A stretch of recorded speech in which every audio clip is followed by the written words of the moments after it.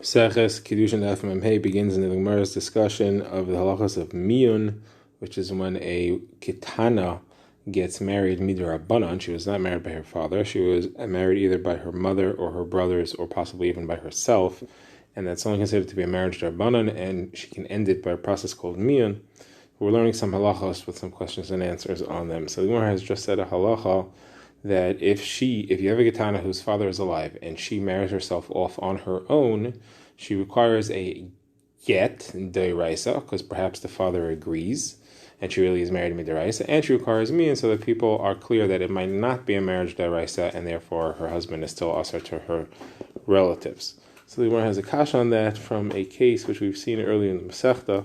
We saw a machlokes between the Tanakama and Rabbi Elazar and a brisa.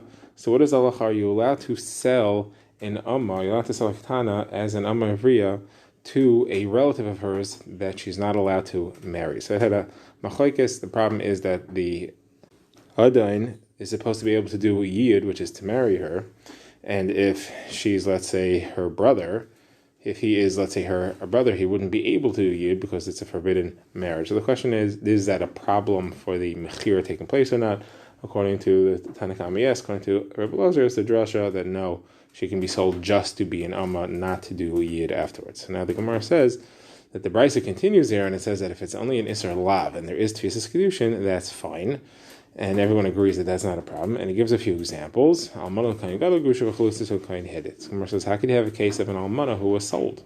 In order to be sold, she has to be sold by her father. It has to be in the reshus of her father. But as soon as nesuin happens, she's out of the reshus of her father.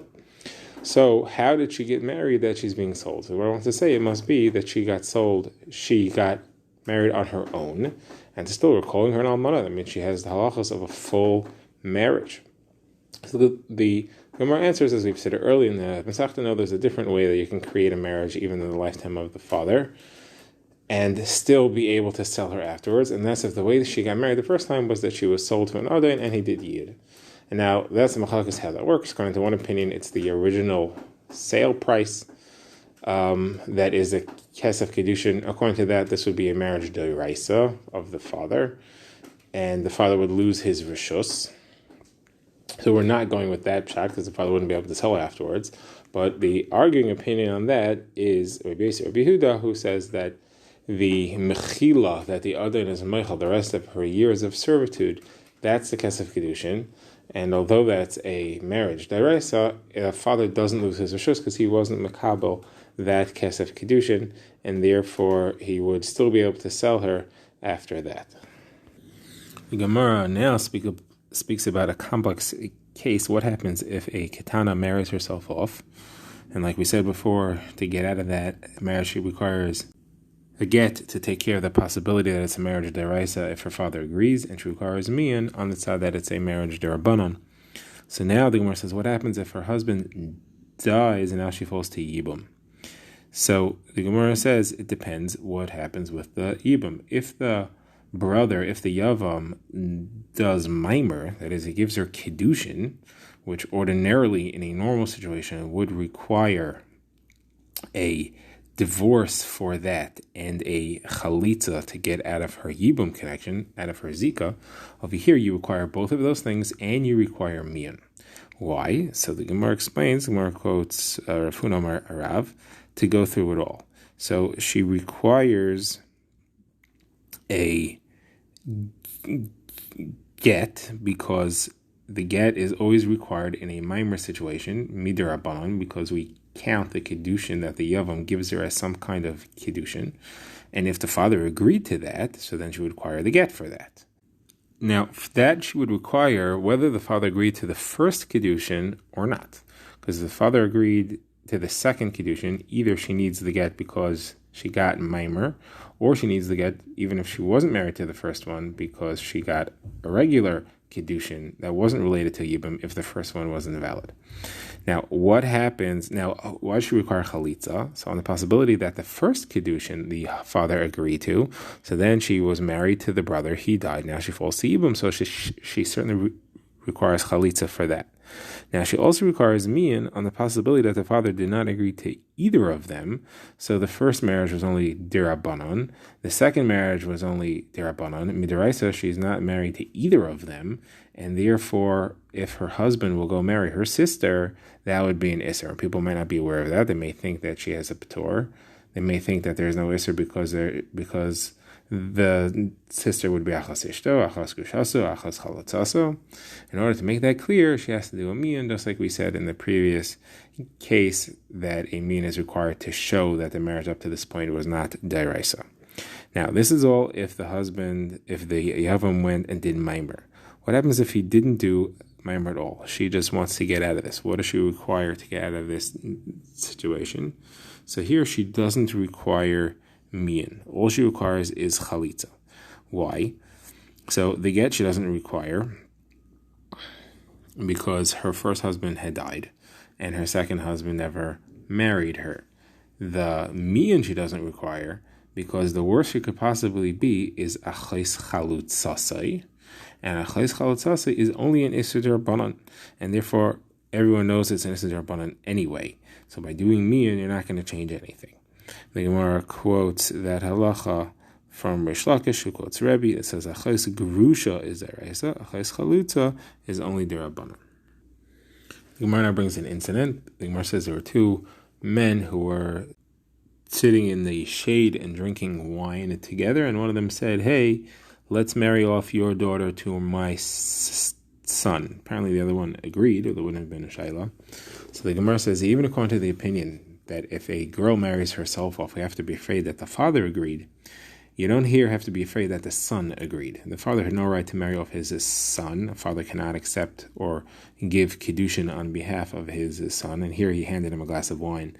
But he has no right to do that, and therefore you don't have to be concerned that maybe this marriage is real because the son, because you do not have to be afraid that the son agreed and the father didn't have the right to marry off his son without his permission and shlichus. So the Gemara says, okay, 1 second, maybe the son made him a shliach. The Gemara answers the son doesn't make his father a shliach, that would be a chutzpah.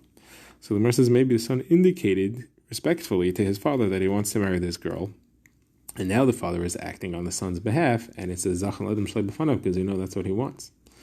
So the Gemara says that we know that Rabba Bar Simi said that he heard explicitly from Rav and Shmuel that they don't hold of this concern. You don't have to be afraid that he revealed his intent and the father went and fulfilled it in any similar situation. Next incident and halacha the Gemara brings is from a man who gave Kiddushin to a kitana without her father's knowledge, and the Kiddushin that he gave was a bundle of vegetables, and he gave it to her in the marketplace. So the Gemara says that Ravina paskin that there's no concern that the father agrees, because even if the father would normally agree, that would only be in a situation where it's a respectable Kiddushin. This is a degrading Kiddushin, the father would not agree. So Gemara wants to clarify which aspect of this is degrading. So Ravacha asked Ravina, is it because it's in the street, or is it because it was a very low value, it was just a few vegetables? So the Gemara answer is either one. Both of them are degrading. Either one alone would be enough for us to assume that the father doesn't agree. Now, the next and final incident the Gemara brings is where you had a man and his wife were having an argument. Who should their daughter marry? He wanted it to be someone from his family. She wanted someone from her family. She won the argument, and he gave in and said, okay, let it be someone from your family. But while they were having the wedding feast, someone from his family snuck in, went to the upper floor, and was Mekadesh, this girl who was a Ketana, in quiet, in secret. So the question is, did the father agree? We know that the father wanted the girl to marry someone from his family anyway. So the Gemara says, no, the father did not agree. What's the reason? So Abai says, avla, that's a terrible thing to do. The father's not going to agree to that, to go back on his word. Rava said, because he made a suda, and he would lose the entire value of the suda if he would not allow the original Kiddushin to go through. What's the difference? So it says the difference is if there's no suda, would you assume that he might be able to go back on his word?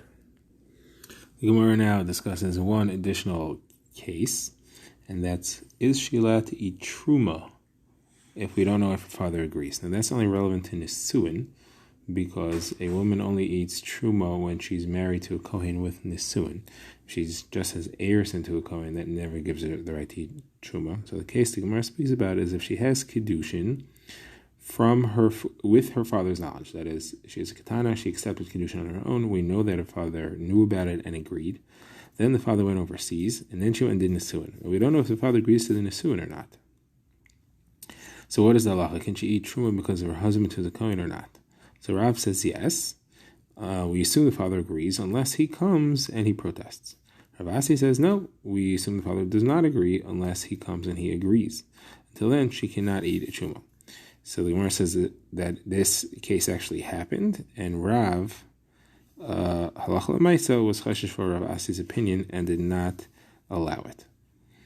Now, says Rav Shmuel Bar Yitzchak that Rav would agree, even though he says as far as truma that she's considered to be an evadai nisuin and she could eat truma, she's not considered to be an evadai nisuin as far as hilchos Yerusha. That if she were to die now and her husband wants to inherit her, something he can only do if they had nisuin, we can't assume that they had nisuin. We have to assume it's a suffix. We don't know what her father would say, and therefore the money stays in her family.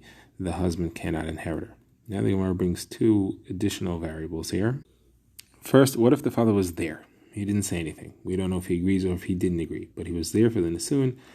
We don't know if he agreed. We know he agreed to the kiddushin. We don't know if he agreed to the nisuin. So this is a machlokes between Rav Huna and his talmid Rav Yirmiyah bar Abba. Rav Huna said you have to assume the father is angry. He didn't react out of anger, and therefore she cannot eat a truma. Rav Yirmiyah bar Abba says the father was quiet. You could assume that he's agreeing, otherwise he would have said something. And he didn't react. It's a sign of his agreement.